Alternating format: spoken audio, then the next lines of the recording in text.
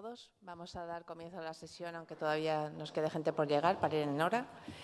Y la verdad es que, bueno, en principio quiero agradecer a la organización la invitación a moderar esta mesa de especial relevancia, porque es verdad que aunque la mayoría de nuestros pacientes son de este perfil cardiorrenometabólico tan a la moda, es verdad que todos tenemos pacientes con diabetes tipo 2 y enfermedad renal y son pacientes absolutamente reto, porque todas estas nuevas moléculas, nuevas estrategias para nefroprotección, cardioprotección, lamentablemente está costando que lleguen mucho a diabetes tipo 1, con lo cual yo creo que esta mesa es de interés especial y yo siempre espero oír algo que cambie mi práctica clínica en el siguiente día que llego al hospital.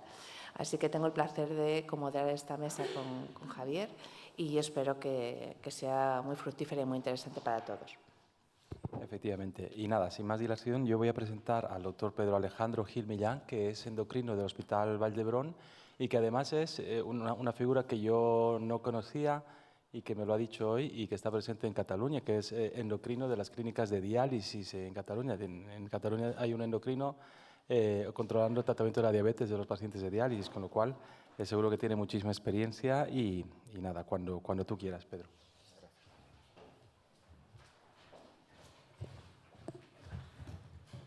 Buenos días, gracias por la invitación. Bueno, es bastante temprano, un sábado en la mañana, y entiendo los que han salido de cena. Bueno, yo soy endocrinólogo y ya llevo 8 o 9 años trabajando con personas en diálisis y sobre todo en el área de diabetes, y las tecnologías es lo que siempre me he dedicado desde que acabé la residencia y en mis años de residente. Y esta sesión es un poco cómo monitorizar la enfermedad renal, la diabetes en la enfermedad renal crónica avanzada y en diálisis, sobre todo porque en España ya se aprobó el financiamiento público de la monitorización continua de glucosa, con lo cual cada vez más tendremos pacientes, ¿no?, que van a ir con monitorización continua.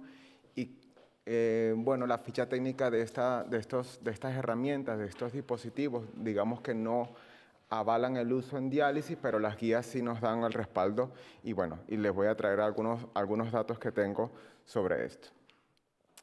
Yo más o menos desde el 2017 que estoy metido en este mundo, en el 2022 fue la primera guía, el primer consenso entre la KDIGO y la ADA, donde proponen con la poca evidencia que hay en esta población, ya hay statement, ¿no? Ya empiezan a avalar según qué práctica que nosotros que ya veníamos haciendo de día a día, y ya nos da un cierto respaldo ya en el 2022. Y se publicó en esta última guía, ahora en enero febrero del 25, la American Diabetes Association publica 4 pilares fundamentales en esta población, y un pilar es la poca experiencia que hay con los análogos de GLP-1 como molécula, como parte del tratamiento, pero no excluyen que la podamos tratar. Incluyen la hemoglobina glicosilada. Bueno, esto ya está. Bueno, no va. Incluyen la hemoglobina glicosilada como un parámetro que tendríamos que utilizar, pero con las limitaciones que esto conlleva. El uso de la monitorización continua de los sistemas integrados en la población con diabetes tipo 1 y diálisis peritoneal, que hay cero evidencia, y básicamente cómo ir introduciendo las nuevas tecnologías en la población con diabetes tipo 2 y qué evidencia hay con los sistemas integrados en los pacientes con diabetes tipo 1 en hemodiálisis. Entonces, para repasarles un poco, que no, ustedes seguro saben más que yo de esto, básicamente cuando el filtrado cae por debajo de 30, ya empezamos a ver ciertos cambios en la alteración del metabolismo de la glucosa, el riñón pierde la neoglucogénesis renal, con lo cual en esta fase los pacientes tienen mayor probabilidad de hipoglicemias nocturnas. Hay unos pacientes que experimentan un empeoramiento de la insulinoresistencia y paradójicamente tenemos que incrementar aún más las dosis de insulina que llevaban en estadios previos de la enfermedad renal. En este punto de enfermedad renal crónica, la hemoglobina glicosilada pierde la fiabilidad, con lo cual no nos va a servir como herramienta para el control metabólico.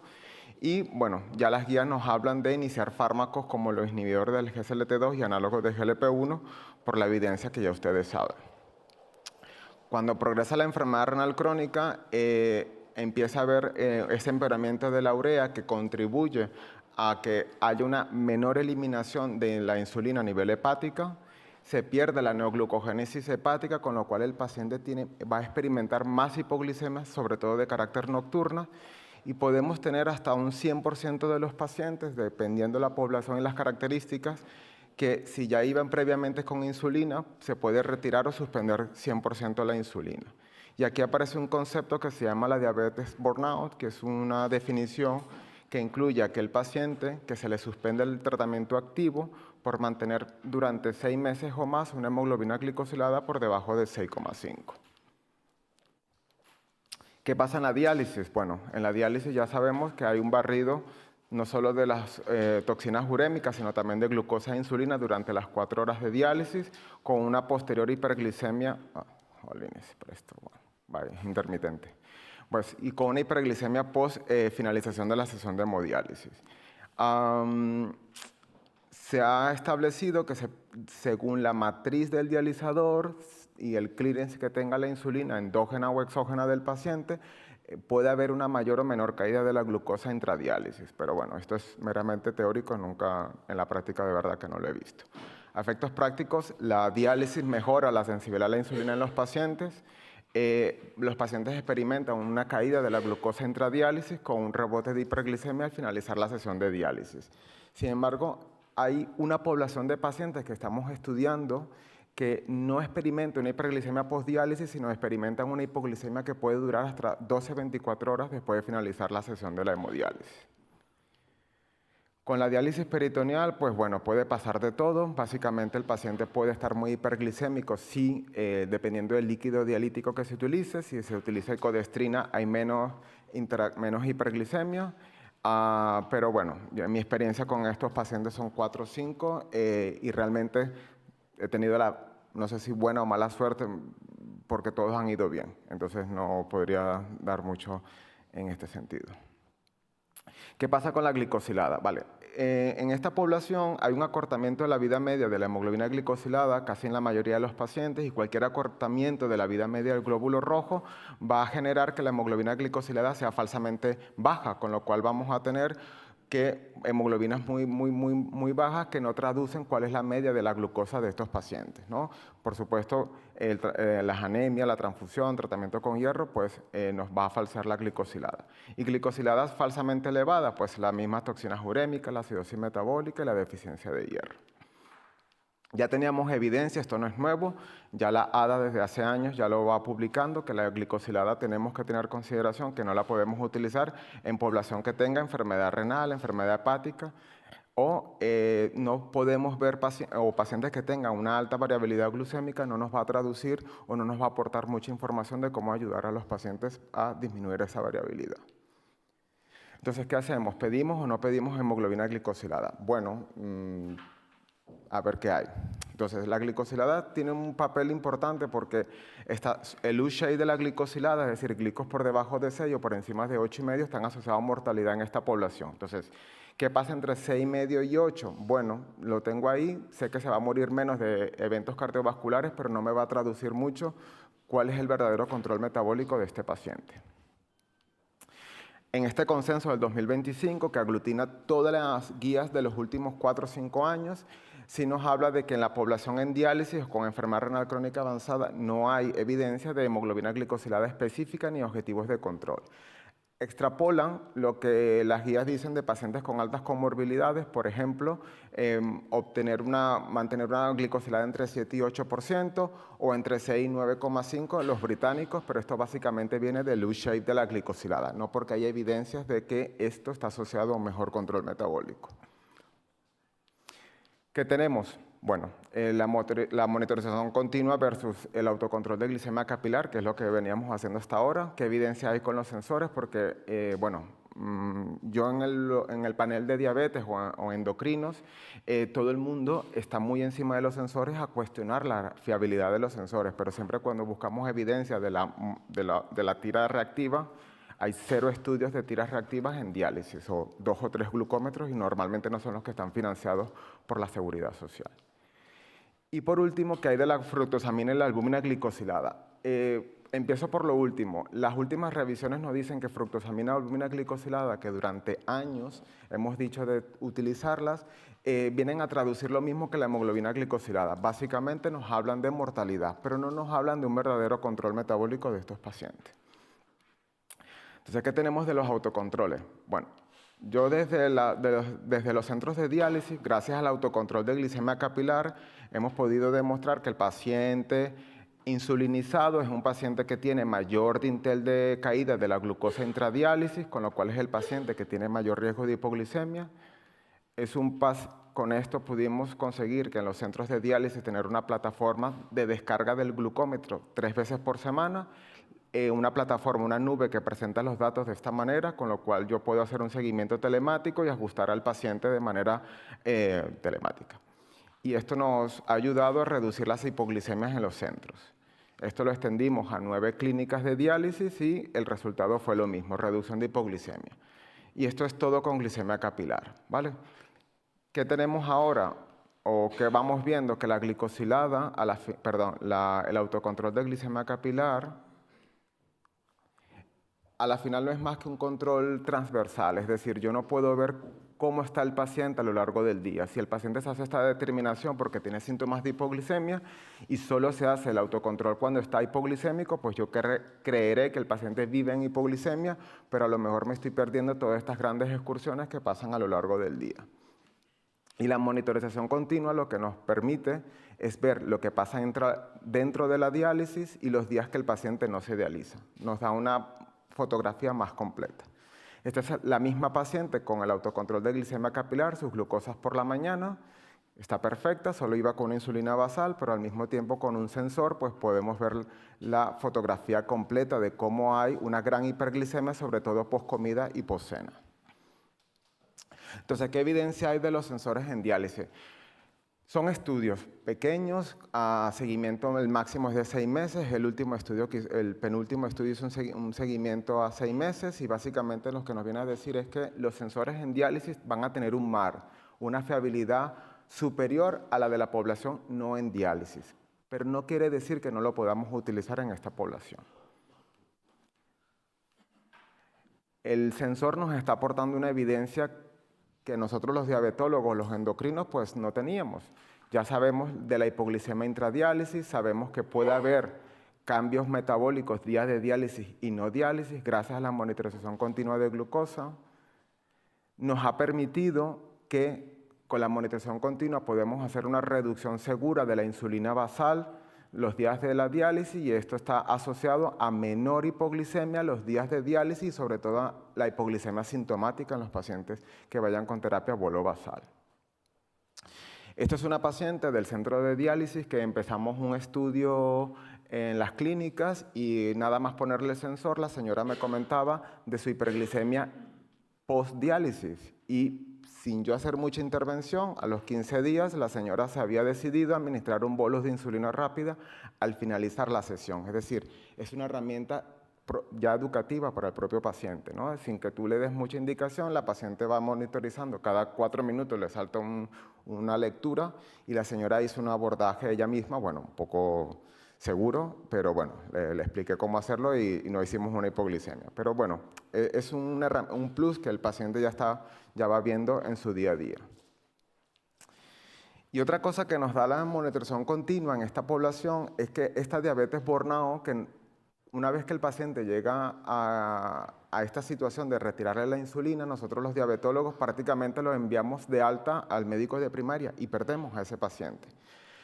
El año pasado se publicó un estudio del grupo de Umpierres de Miami, donde comparaban por monitorización continua cuáles eran los niveles de glucosa del paciente con bornao versus el paciente que no tiene diabetes en diálisis. Y tenían la misma glicosilada, no hubo diferencias, pero sí hubo diferencia en el tiempo en hiperglicemia. Es decir, el paciente burnout, que nosotros creemos que hay una pseudocuración de la diabetes, es un paciente que está más hiperglicémico y ya hay datos que presentaron en la ISD que tienen una mortalidad cardiovascular superior a los pacientes que no tienen diabetes en diálisis. Con lo cual, esa hiperglicemia que estamos viendo, que creemos que es inofensiva, pues a lo mejor sigue teniendo repercusiones a nivel cardiovascular en estos pacientes. Nosotros en un estudio que estamos haciendo, pues iniciamos monitorización continua a pacientes en diálisis sin diabetes, con diabetes bornado o con tratamiento activo, sobre todo los insulinizados. Y sí nos llamó la atención que los pacientes con bornado, como vemos la glicosilada es por debajo de 6,5, es de 6,10, pero cuando vemos el GMI, que es el Glucose Management Indicator, que es la traducción de la glucosa media medida por sensor, y le damos una interpretación clínica similar a la glicosilada, vemos como es 0,9% superior a la hemoglobina glicosilada. Entonces, probablemente la monitorización ya nos va a empezar a cambiar criterios de definición de lo que es esa diabetes bornado, y sobre todo para no dejar a estos pacientes sin tratamiento. Pero bueno, los sensores nos dan muchas ventajas a nosotros porque nos permite mejorar el control metabólico, ajustar control metabólico a corto plazo. En esta población hay poca evidencia, pero de momento nos está ayudando. Pero sí no se puede olvidar dos cosas importantes. Primero, la pérdida de los datos, es decir, si el paciente no usa bien el sensor, bien porque va con una monitorización intermitente que tiene que escanear el lector, o bien el señor deja el lector en su casa y va a la clínica de diálisis, claro, esas horas que pasa el lector sin el monitor se pierde. Y si se pierde, la estadística cuando nosotros analizamos no va a ser real. Entonces es importante ver que los datos que nosotros veamos sean superior a un 70% de lecturas. Y por supuesto el sensor bias, dependiendo cada sensor, hay sensores que son más exactos que otros, pero el propio sensor, hay sensores que pueden venir defectuosos, y siempre les digo, es como el móvil. Hay gente que se compra el iPhone 16, le va bien, y otro se lo compró y le va fatal. Pues un sensor que falla, se quita y se pone otro sensor, y ya está. Objetivos en esta población por monitorización continua. Bueno, hemos asumido, las guías han asumido siempre, de meterlos a todos en esta segunda clasificación, que es un TIR, que es el tiempo en rango por encima del 50% con un TBR por debajo del 70%. Pero esto está cambiando, y está cambiando porque en la revisión de este año, de la ADA, ya nos dice que el paciente joven, candidato a trasplante, con una duración de diálisis superior a 4 años, podríamos ser un poco más estrictos en el control metabólico y no quedarnos tranquilos con el 50% del TIR. Nosotros intentamos en el hospital, a los pacientes que vamos viendo en la consulta, más o menos si son candidatos a trasplante, pues más o menos tenerlos en target, ¿no? Esto es algo empírico de nosotros que vamos estableciendo, ¿no?, unos objetivos de control similar a la población general. Entonces, en resumen, que no sé cuánto tiempo llevo y voy un poco rápido, perdón. La monitorización nos está permitiendo identificar patrones de tendencia de la glucosa, días de diálisis y no diálisis, intradiálisis. Bueno, estamos comparando la glico con el GMI a ver qué nos sale, pero hay dos cosas interesantes que la monitorización nos está aportando, y es la evaluación de la calidad nutricional y del estatus de hidratación del paciente, y sobre todo qué relación puede tener con parámetros de diálisis. Mire, hace unos años se publicó este estudio, que siempre lo cito porque me gusta, que comparaban la monitorización continua en el paciente con hemodiafiltración online versus la hemodiálisis convencional. Y se veía que con hemodiafiltración online el paciente tenía menos tiempo en hipoglicemia y mejor tiempo en rango.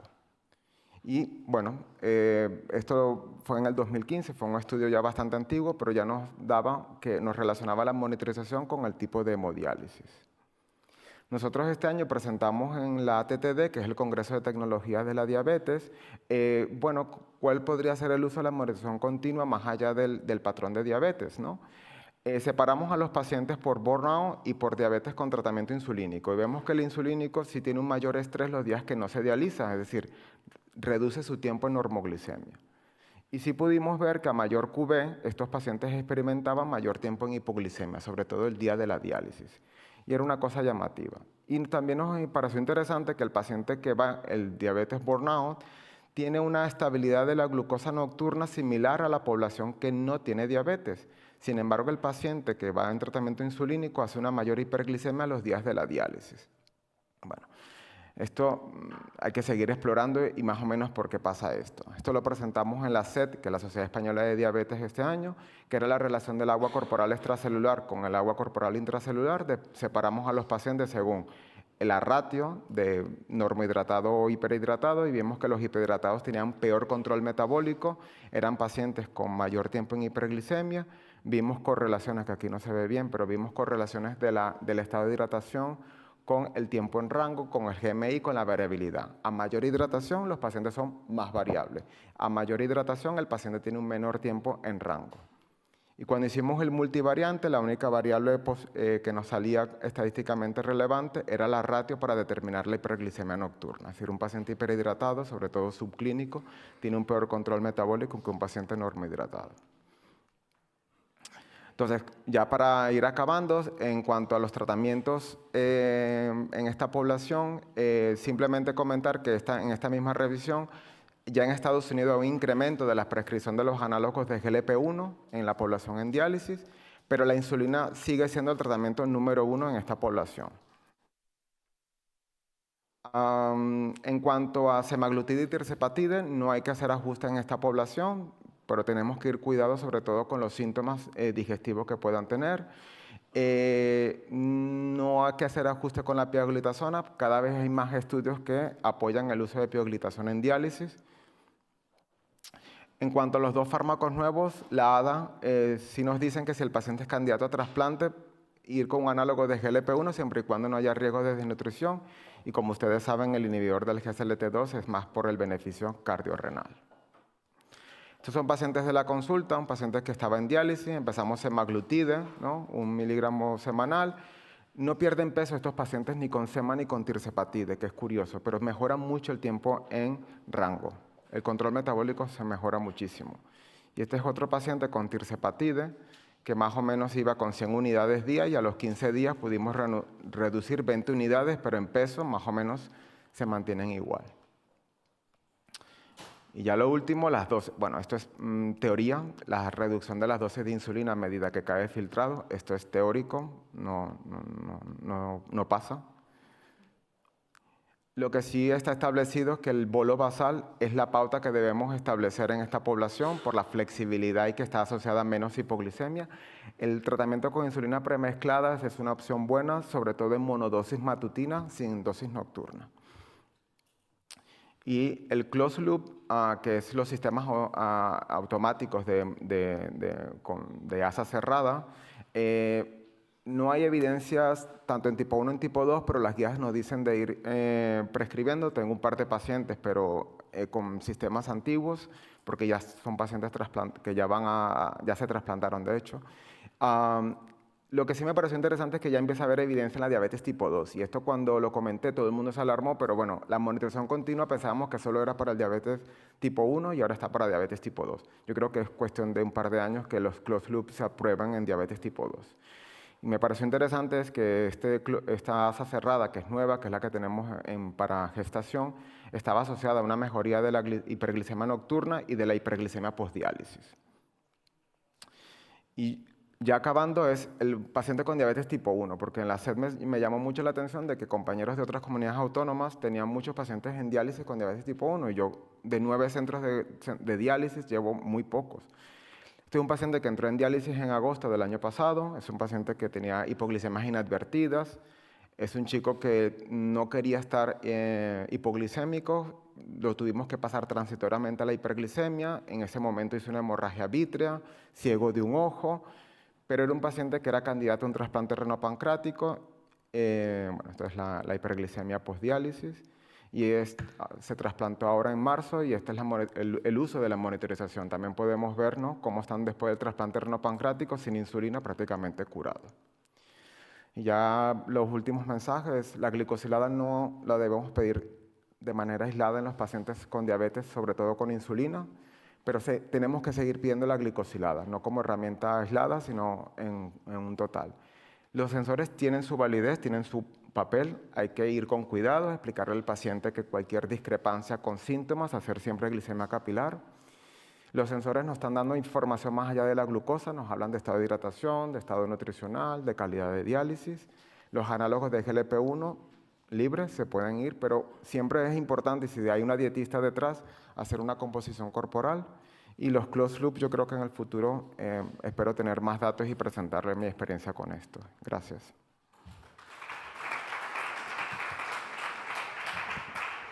Muchas gracias. Haremos las preguntas al final. Sí. Bueno, es un placer para mí presentar a la doctora Rita Virne.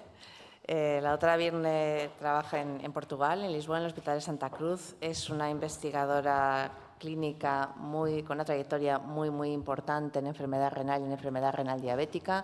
Ha participado en múltiples ensayos clínicos de las últimas drogas que estamos utilizando todos y además yo creo que cada vez está más presente en las reuniones en España y siempre es un placer tenerla aquí con nosotros. Hola a todos, muchas gracias por la invitación. Yo soy una fan de esta reunión, todo el mundo lo conoce eso, pero es un gran honor estar aquí porque my English is not very good, but a little better than my Spanish. I will turn to Spanish and to English and I'll speak slowly, okay?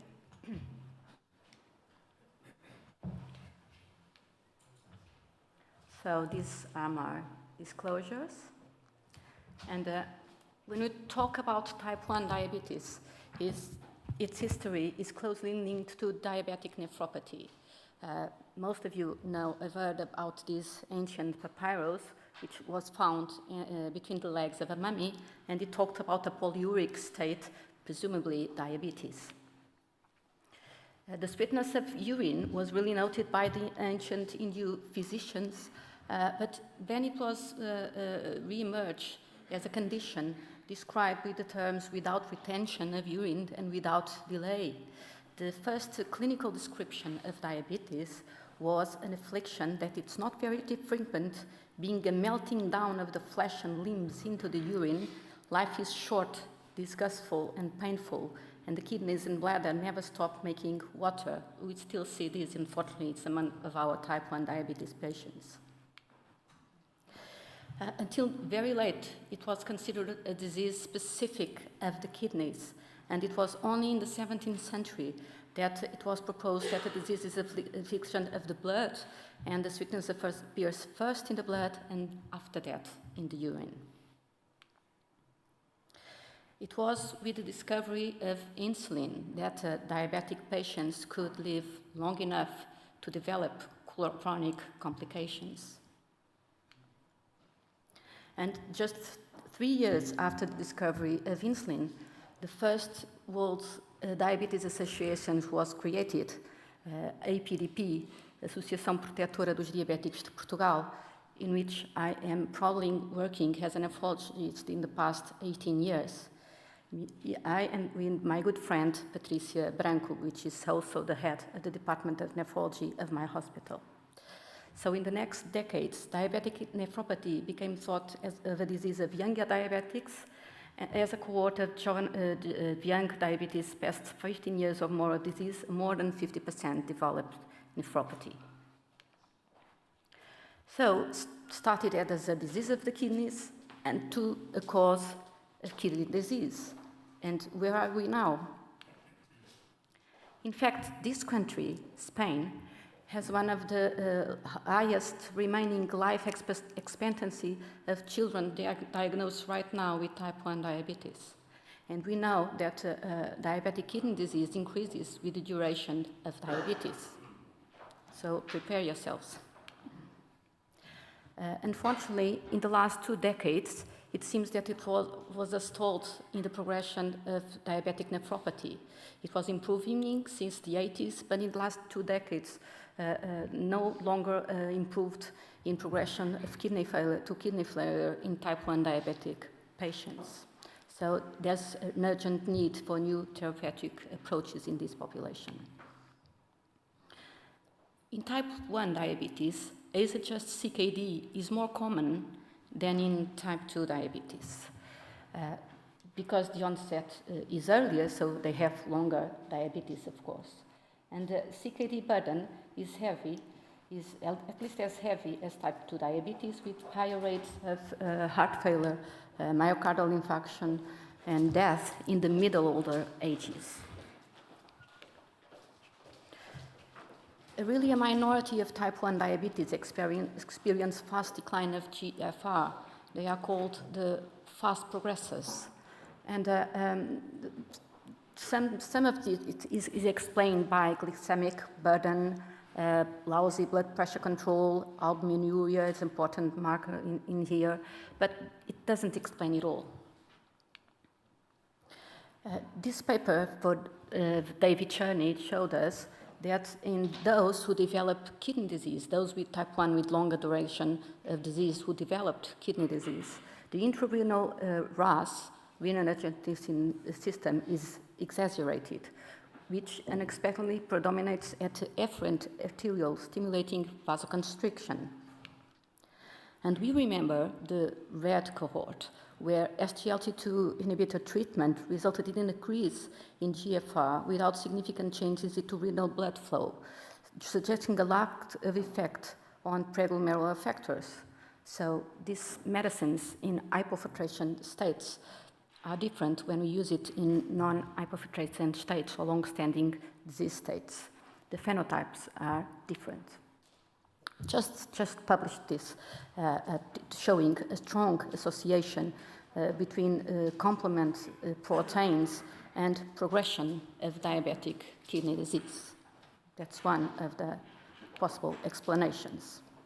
So I told you that I was a nephrologist at APDP, but I'm not only a diabetic nephrologist. I work in a hospital, in a big hospital. I'm responsible for the consultation of that hospital, so I see all kind of nephrology situations. And it is really very difficult for me to imagine a more complex patient to manage than a young adult type 1 diabetes patient with advanced CKD. We have lability of glycemia, we have lability of blood pressure, we have all the social problems of that age, of that young age. So it's really difficult to manage it. And we know that in type 1 diabetes patients with advanced kidney disease, a long way of damage has been traveled. We can see it all, really. We can see a type 1 diabetes patient with advanced CKD with really good physical condition. We can see lower limb amputation. You can see a devastating MI. We can see life-threatening neuropathy. We can see retinopathy and almost blindness. The clusters are not the same. They are, well, but this is another talk. So what are our therapeutic options in these patients? Well, I confess, I feel a little bit lost. And I hope that you will help me in this conference to see how can we be better for our patients. What we have for type 1 diabetes with CKD is lifestyle measures, is control of blood pressure, glycemic control, give them a statin, and a RAS inhibitor for albuminuria. And of course, very much important, we should offer to all adults with type 1 diabetes, not only children, automated insulin delivery systems, as we have heard in this conference. And yes, glycemic control still impacts renal function decline in patients already with CKD in type 1 diabetes. We have several examples of that. The thing is that when we use hemoglobin A1c, it can be hidden because anemia and carbamylation overshadow the effect of hemoglobin A1c. When you put out the effects that put it not so accurate, the glycemic control really has impact in all stages. And this is a very recent publication showing that.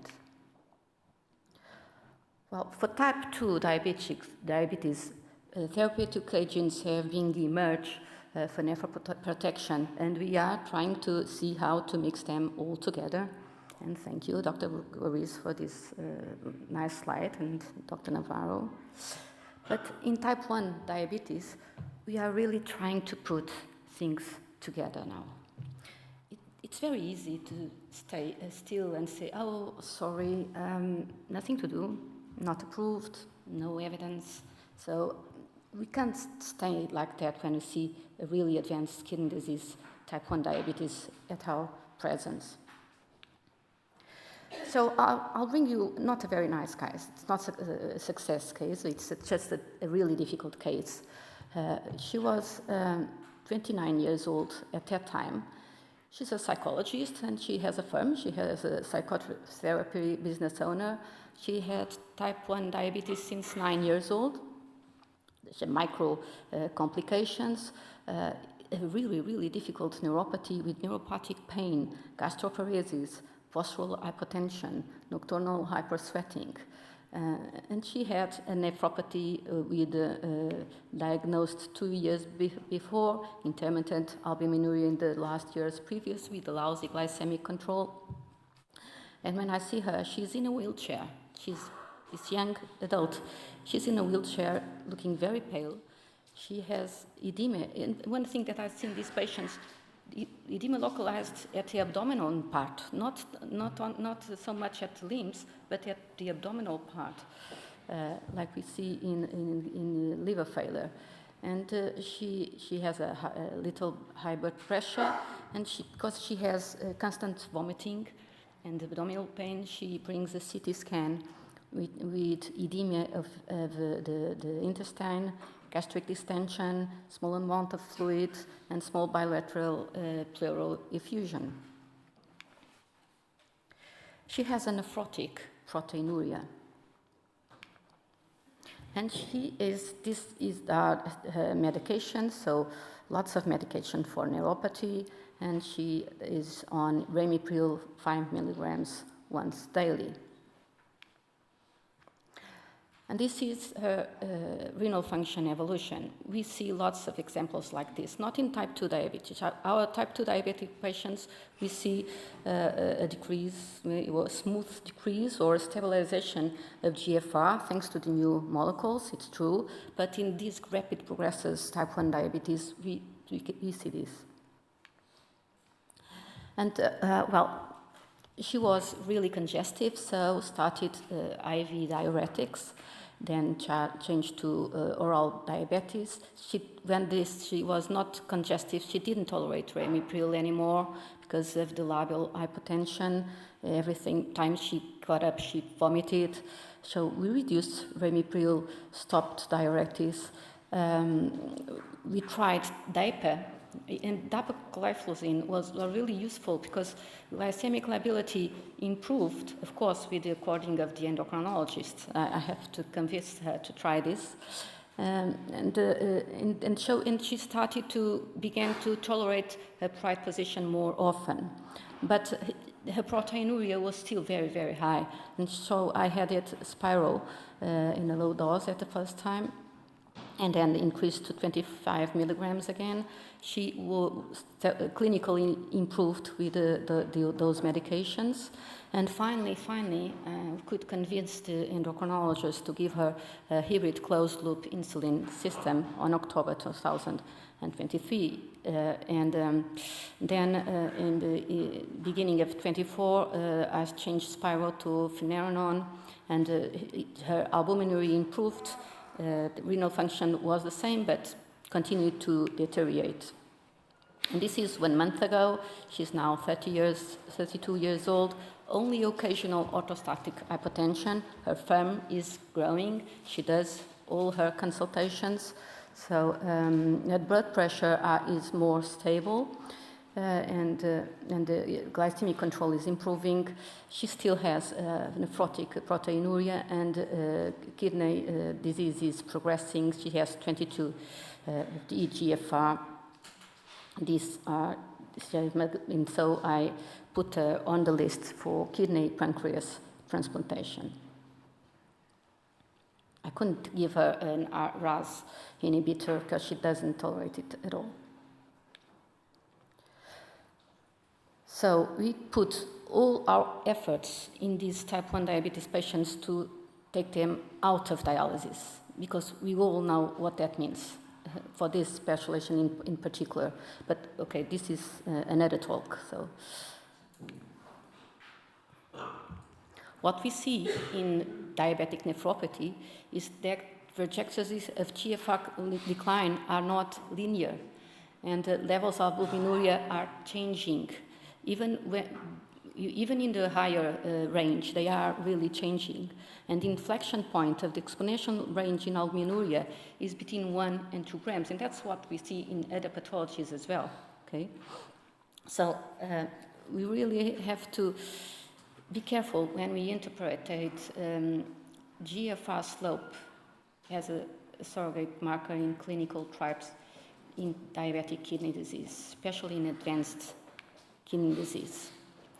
One thing that this patient had was a cardiovascular autonomy neuropathy, a serious one. And recently, this publication showed that it has a prevalence of 23% if we are rigorous in measuring it. And look at the age, at this very young age, 33 years old. And it's really debilitating and causes a lower quality of life. When we look at HDL2 inhibitors in type 1 diabetes, we only have post-hoc analysis of diabetes trials. So when we look at this post-renal analysis of the trials with sotagliflozin, DAPA, and EMPA, we see that they reduced albuminuria up to 30%. There's a dip in GFR. There's an increase in hemoglobin in hematocrit. So something is doing about the reducing glomerular hypertension.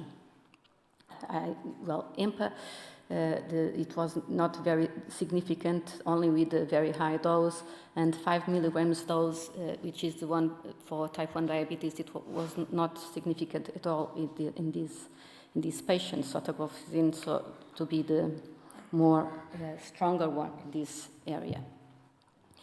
And using models of risk of cardiorenal protection, this was shown with the DAPA in type 1 diabetes trials. It was shown that you could project a reduction of the risk of 12% in 5 years, end-stage kidney disease risk, and in 10 years, cardiovascular reduced risk in people with CKD. So we have to do trials specifically dedicated to these patients. And in this post-hoc analysis of the SOTA type 1 diabetes trials, stratified by the CKD subgroup, what was shown it had a glycemic reduction as well. The reduction in insulin doses was not so strong as in the non-CKD CKD group, and change in blood pressure and in systolic and in the weight was not significant in the CKD group.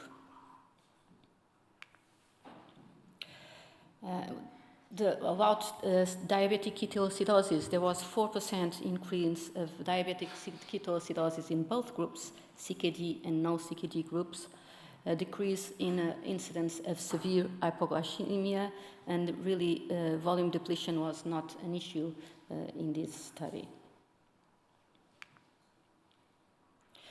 In this late-breaking symposium presented at last ADA scientific sessions, it was designed with a protocol to mitigate the risk for diabetic ketoacidosis in type 1 diabetic patients, and they saw that just 1 on 100 patients had mild diabetic ketoacidosis. So using strategies to mitigate the risk of diabetic ketoacidosis with this SGLT2, we really could use this in a safe way. That's the experience of some of us who do it quite oftenly.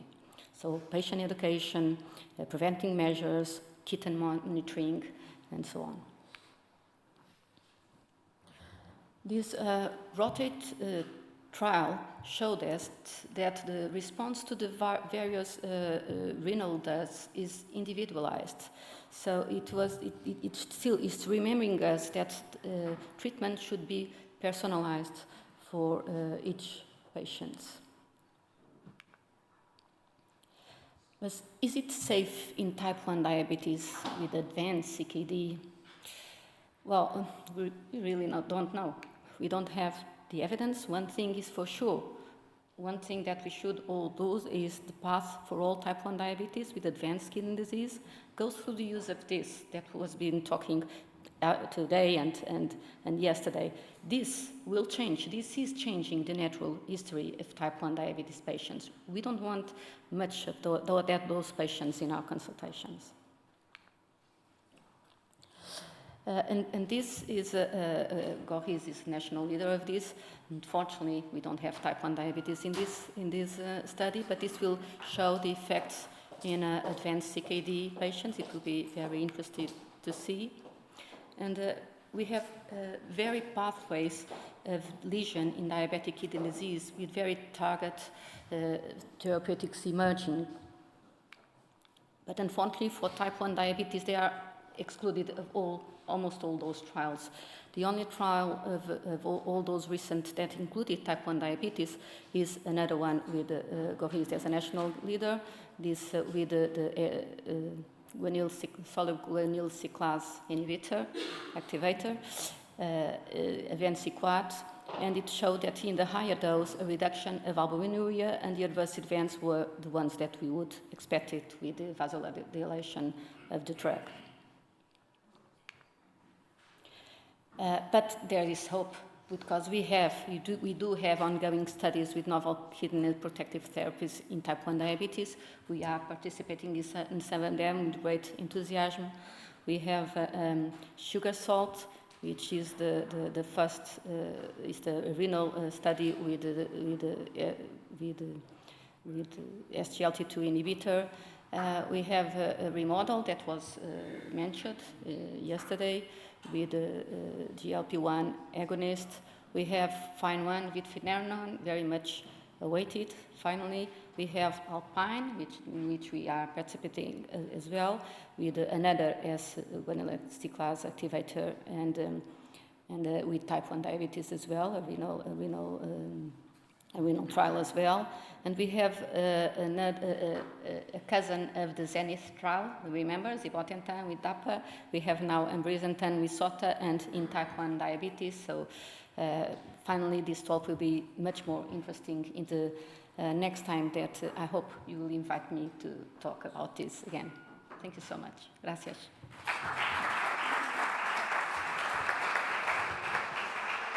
Muchas gracias, Rita. Se abre el turno de preguntas. Doctor Castelao. Bueno, muchísimas gracias a los dos ponentes por las magníficas charlas. Tengo una pregunta para cada uno de vosotros. Pedro, ya nos has aclarado que realmente la monitorización continua de la glucosa es el mejor método. Cuando no se dispone de él, por las razones que sean, ¿por qué no utilizar la albúmina glicada con más frecuencia, que nos daría un poquito más de idea del control metabólico de estos pacientes en fase avanzada de insuficiencia renal? Vale, perfecto. Gracias. Vale, gracias, buen día. Gracias por la pregunta. La albúmina glicosilada, a ver, es que la traducción es un poco parecida a lo que pasa con la hemoglobina glicosilada. El tema de la albúmina glicosilada es que se ha intentado establecer porcentajes de albúmina glicosilada que hagan un match con la glicemia media del paciente, ¿no? Y por muchas variables que puede tener el estado nutricional del paciente en ese momento, los estudios no encuentran cuál es el porcentaje. Así como nosotros tenemos la hemoglobina glicosilada, por ejemplo, un 7%, más o menos se traduce a una glucemia media de 135, 130, ¿no? En diálisis vemos que, o en enfermedad renal crónica avanzada, ese 7% no es una traducción literal de ese 130 de promedio que puede tener el paciente.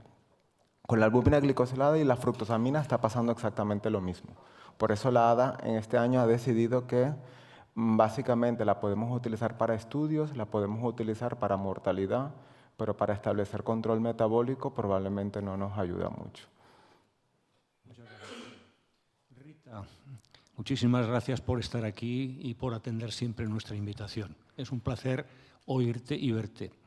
Quería preguntarte respecto al número de pacientes diabéticos tipo 1, porque en España ya desde hace años venimos observando una disminución importante, probablemente debido a todo lo que se hace en prevención, y por tanto estos pacientes actualmente llegan menos al estadio final, estadio 5. Para nuestra información, ¿qué porcentaje de pacientes diabéticos tipo 1 en este momento en Portugal llegan al estadio 5? ¿Cuántos pacientes tenéis diabéticos tipo 1 en programas de diálisis? Muchas gracias. No hay registros en Portugal porque nós não sabemos. Lo que sabemos es que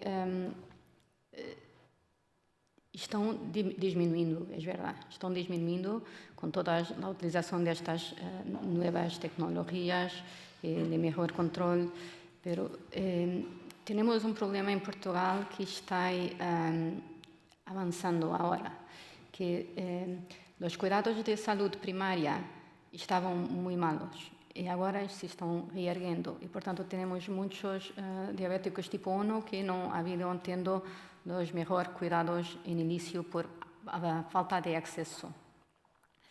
O que dizem é que a percentagem de diabéticos tipo 1 que chegam a diálise, grosso modo, 4% dos doentes com diabetes têm diabetes tipo 1, um terço tem diabética nefropatia e um terço pode chegar à diálise, esse é grosso modo. Não creio que seja tanto atualmente em Portugal, eu diria que uns 10% de los com doença renal crônica chegam à diálise atualmente. Vai cambiar, porque nós temos somente agora o uso desta nova tecnologia. Está aprovada e este ano há publicado em Diário da República uma estratégia para o controle global de diabetes com a professora Anabela Rodrigues, que corrige, ha falado com ela sobre isso. E, portanto, as coisas estão cambiando para melhor. Mas não temos a perspectiva que há em Espanha, que estão fazendo excelente trabalho em frenando a progressão com bom controle metabólico desde muito precocemente. Muito obrigado. Pedro y Rita, ha sido fantástico. Muchas gracias por estas excelentes presentaciones. Pedro, me he quedado sorprendida de lo que has comentado, de que en el paciente en programa de hemodiálisis los agonistas GLP-1 no consiguen disminuir peso. Nosotros hemos tenido algún caso de pacientes, sobre todo en diálisis peritoneal, con una pérdida de peso de 12 kilos y no hemos necesitado, ese paciente que hubiera necesitado una bariátrica, ir a bariátrica y ha podido entrar en lista de espera. ¿Tienes alguna explicación para eso? Y después voy con otra para Rita, hago las dos y así os dejo a vosotros hablar. Rita, sigo viendo que estamos en ensayos con ISGLT2 en pacientes con diabetes tipo 1. ¿Qué va a pasar? Actualmente no están indicados, ¿los vamos a poder administrar? ¿No los vamos a poder administrar? ¿Cuál es tu visión en este sentido?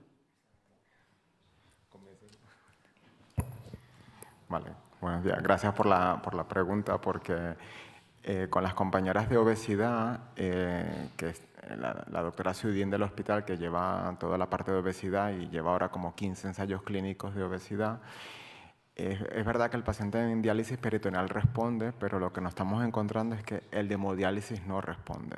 Entonces, esas pérdidas espectaculares de peso, con semaglutida y con tirsa, que se ve en fases prediálisis, al de diálisis mejora el control metabólico, pero no hay una pérdida tan llamativa del peso. Entonces, una de las cosas que se habló con la casa comercial era si la molécula se dializaba, cosas que ellos han dicho que no, pero creemos que es por la administración semanal, probablemente. Entonces, algunos pacientes hemos pasado a Rybelsus para ver si más o menos la administración diaria o con Victoza, que ya no va a estar comercializado, han respondido un poquito mejor. Yo con Rybelsus, alguno me ha respondido un poquito mejor que con semaglutide, al menos ha perdido el subcutáneo, claro, el Ozempic subcutáneo. Sí, es una cosa que llama la atención de saber más o menos qué variables hacen que responda uno más que otro, pero ellas por sus ensayos clínicos están encontrando esto y yo en el día a día también. Entonces, en una sesión del servicio lo comentamos y Andrea me pasó una lista de pacientes que no le estaban respondiendo en el peso y estaban en el ensayo clínico. Y era curioso. O sea, a ver. Sí. Hola María, gracias. Es GLT2 en diabetes tipo 1, pero en los ensayos tenemos un comité de ética que haya aprobado, pero estamos protegidos y tenemos que hacer estos ensayos, es obligatorio. Fuera de los ensayos, claro que es en parcería con el doente, cuando lo pongo y le explico que no está aprobado. Tiraron las aprobaciones de DAPA y de sotagliflozina en Europa, no tenemos ningún aprobado hasta ahora, que es muy malo. Pero tiene que ser personalizado y los doentes que tienen que tener una adherencia y tienen que ser conocedores de los riscos y hacerle el protocolo de la medición de cuerpos cetónicos en la sangre, no en la orina, y con acuerdo del endocrinólogo. Sí, y en Portugal yo consigo prescribir. No tenemos restricciones a la prescripción. Yo asumo la responsabilidad de acuerdo con el paciente y yo consigo prescribir y tengo muchos doentes con diabetes tipo 1 haciendo inhibidores de SGLT2. ¿Esta era la pregunta? Tenemos tiempo para una última pregunta corta, con respuestas cortas. Cortita. Muchas gracias por las presentaciones. Una pregunta al doctor Gil. Después de ver, me ha llamado la atención que existen pacientes en diálisis que a través de la monitorización continua habéis visto que tienen hiperglicemia, ¿no? Y que muchas veces pasa desapercibida porque no nos damos cuenta. Entonces, un poco a raíz de lo que decía el doctor Castelao, no tenemos este control no tenemos esta monitorización continua en los pacientes en diálisis. ¿Qué nos recomiendas que monitoricemos a estos pacientes? Porque la hemoglobina glicada tampoco nos va bien. ¿Qué seguimos haciendo? ¿Que nos esperamos a que lleguen el control, ¿no? La monitorización continua y mientras tanto, ¿qué hacemos? ¿No? Porque no tenemos otra herramienta. La glicemia capilar. La glicemia capilar y el rango. No, lo que comentamos en algún foro con el doctor Pérez de San Pau, que es de la SED, de la Sociedad Española de Diabetes, era precisamente con esta evidencia, es cambiar. Ya la financiación es para el que va con bolo basal, pues en breve entrará a los pacientes con insulina basal, probablemente en un par de años serán pacientes con fármacos o que se van a beneficiar de cambios, ¿no?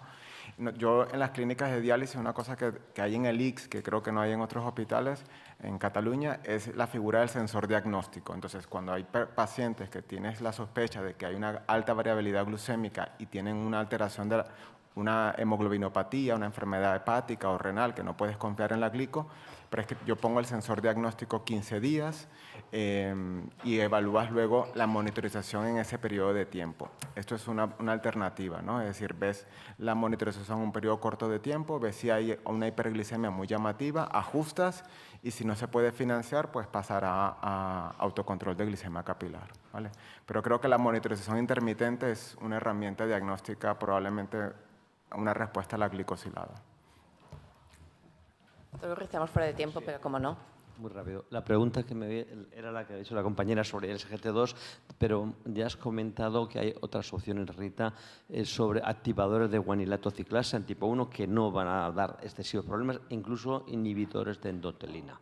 En un futuro, como hay ensayos en marcha, quizá dispongamos para tipo 1 finerenona, te voy a hacer una pregunta, finerenona, FINE-1, activadores de guanilato ciclasa, activadores de endotelina y SGLT2 con el problema que tenemos. ¿Con cuál te quedarías? Porque no sabemos si hay un overlap en los mecanismos y los SGLT2 tienen unos mecanismos que son interesantes, pero a lo mejor pueden dar algún problema. Dentro de un año, imagínate qué resultados son positivos con los abenciguat, runcaciguat, inhibidores de endotelina. ¿Qué pauta harías a estos pacientes con diabetes que tienen proteinuria y albuminuria? Excelente pregunta. Yo iría para el ROTATE trial, personalizar, porque yo creo que cuando estamos haciendo Alpine, y estamos haciendo Alpine 1 Study, nos notamos que los pacientes con diabetes les va a quedar mucho la tensión arterial. Con nosotros no tanto, pero los diabéticos es un rol, porque yo creo que todas estas terapéuticas en diabetes tipo 1 van a tener algunos cuidados adicionales, porque é diferente das outras patologias. Em diabetes tipo 1, como ha dicho, a lot of damage has occurred. So they are fragile patients. They look young and they look healthy most of the times, but they are really, really healthy. And every therapeutic is a challenge in these patients. So I really think that we have challenge with all therapeutics. We have challenges with Brasi in type 1 diabetes patients. The blood pressure drops too much in some of them. So I think the answer is rotate trial. We have to personalize and do what we can for that patient. And some respond with the reduction of albuminuria with that drug, some will respond with the other drug, some tolerate, some don't.